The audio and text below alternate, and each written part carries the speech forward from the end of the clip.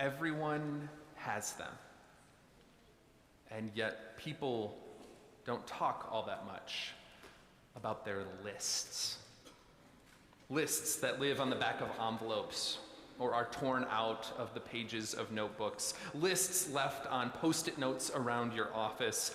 Lists that live on in our minds, nagging us at 3 a.m.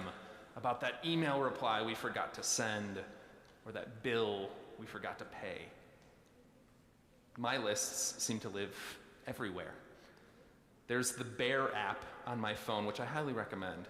And that's where I keep and curate a proud little museum of all my accomplishments.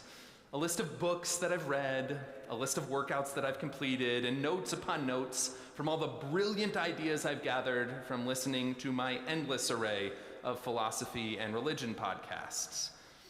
But that's not the only place where my lists dwell. I've also got dozens of programmed reminders on my phone, which means that when I arrive at work, or when I arrive at home, or at some other predetermined time in the day, my phone will buzz like a nervous tick and remind me to buy bread for dinner, or send the meeting agenda, or pick up the kids from soccer practice. All these lists are meant to help me so I can show up well and be responsible and reliable. And you'd think that with all these different lists, I would never miss an email or a meeting or an appointment. But no matter how hard I try, no matter how many reminders I program, I seem to always miss something. My lists are supposed to help me, but if I'm being honest, I think most days my lists accuse me. And so when I hear Wes read that Deuteronomy text, and I hear it say, God has set before you life and death, choose life, my anxiety peaks a little bit, because it sounds like another bullet point that I should be adding to a list. I don't know about you, but to me, some days, discipleship seems like one more thing we have to do.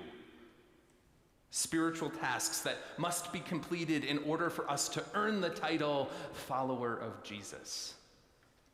We say our prayers, and we show up for church services, and we read our Bibles, and it often seems like we're just checking items off a to-do list. We make salvation our project. And you know what this all reminds me of? Fantasy football. Stay with me, stay with me. I'm in a neighborhood fantasy football league this year with kids as young as 9 and other people nearly as old as Pastor Gary. And I'll admit that this year I went all in. I listened to podcasts and I built lists of sleeper picks and I outlined my draft strategies, and I have to admit I got nearly exactly the team that I wanted. And meanwhile, the 9-year-old across the street, he drafted Jarrett Stidham, the Broncos' backup quarterback, in the 5th round.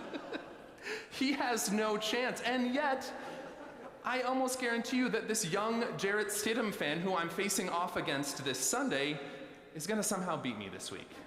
Because as anyone who's played fantasy football will tell you, that's just how it always works. You can have all the knowledge and all the research and all the strategy, and then something goofy happens, and the person who never changes their lineup ends up winning the league. Here's why I'm telling you all of this. Because fantasy football has this way of exposing how little control we have. No matter how perfect the plan, it never works the way we thought. And it's the same trap we fall into with discipleship. We think that if we can just manage our spiritual roster right, pray enough, give enough, show up enough, then we'll get the outcomes that we want. But it doesn't ever work that way, does it?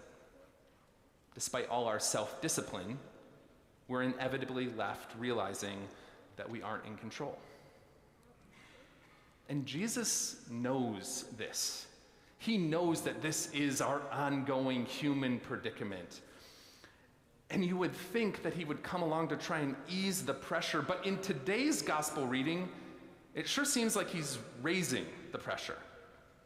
Hate your family, he says. Carry your cross. Give up everything you have.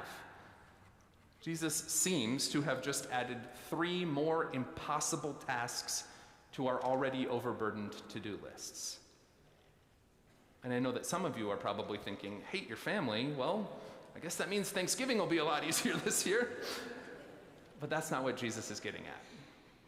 When Jesus says, hate your family, he's using a particular Greek word that is specifically hyperbolic. You see, Jesus is exaggerating here, trying to help the listeners understand that they need to let go of everything. And after saying all of this, Jesus then shares 2 strange parables.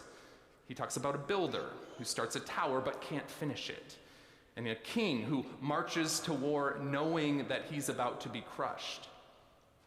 These parables aren't stories about a builder and a king who perfectly planned their lives and found great success through well-organized to-do lists. Both parables are about failure. Jesus is showing us that if discipleship only depends on our careful planning, then the project is doomed from the start. You see, Jesus is showing us how foolish it is to believe that we can manage discipleship as if it were another project. We have to let go of that idea too, he says. Possessions won't save us. Family won't save us. Careful planning won't save us. All these hyperbolic phrases and strange stories that Jesus shares with the crowd really boil down to one simple message. Let go of everything else so that all that is left is complete trust in Jesus to save. We are people who think that more possessions or more completed items on the to-do list will somehow heal our despair or absolve our shame or save us from death. These are the lies that we try to live by. But meanwhile, Jesus knows that our lives are actually littered with incomplete lists and broken promises and half-kept commandments.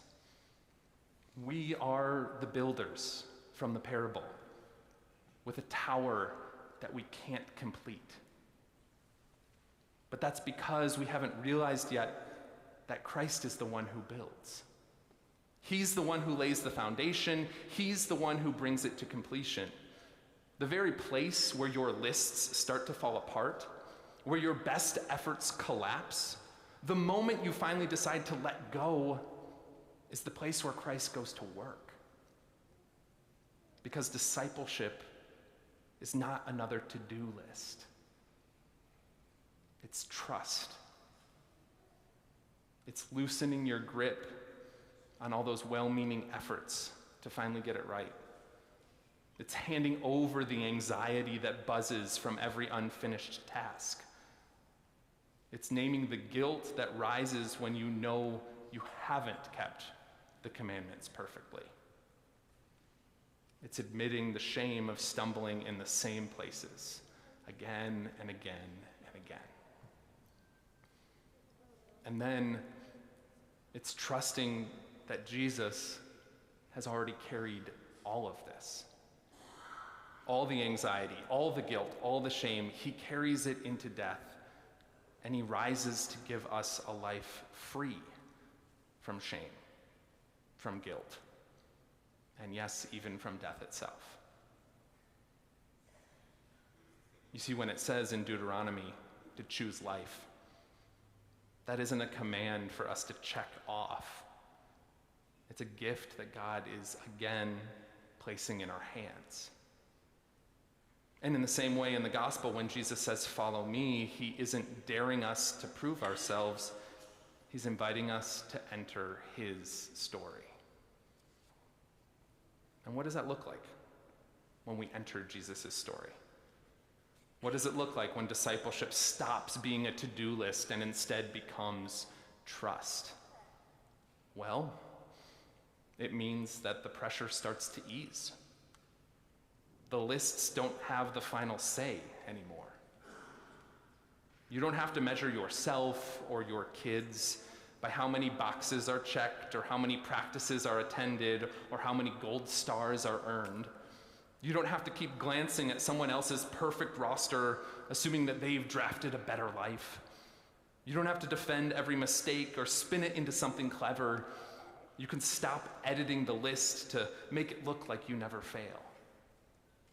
In other words, it means that we can trust that our worth and our value and our salvation is held by a force more powerful than us. And so then we can be free to live lives of humility and compassion and love. That's what discipleship looks like. Not managing the project of salvation, but living inside the story Christ has already written. And you, all of you, are already in that story. Christ has already chosen you. So walk in it, live in it, and trust in it. Amen.